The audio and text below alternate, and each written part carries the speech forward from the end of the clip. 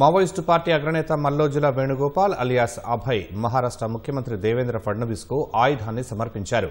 మల్లోజులతో పాటు మంగళవారం లొంగిపోయిన 60 మంది నక్సలైట్లను పోలీసులు గడ్చిరోలిలోని మీడియా ఎదుట ప్రవేశపెట్టారు.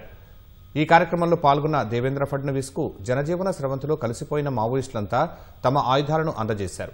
మొత్తం 54 ఆయుధాలను వారు సమర్పించగా అందులో 7 AK-47లతో పాటు 9 ఇన్సాస్ రైఫిల్స్ ఉన్నాయి. మాజీ మావోయిస్టులకు భారత రాజ్యాంగం ప్రతులను ముఖ్యమంత్రి అందజేశారు. 40 ఏళ్లుగా మావోయిస్టులతో ప్రభావితమైన గడ్చిరోలిలో నక్సలిజాన్ని అంతం చేసే ప్రక్రియ మొదలైందని ఫడ్నవీస్ ఈ సందర్భంగా వ్యాఖ్యానించారు.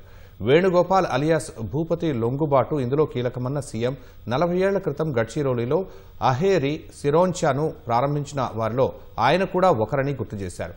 అహేరి సిరోంచాకు భూపతి మేధోపరమైన మద్దతు లాజిస్టిక్లను అందించారని వివరించారు.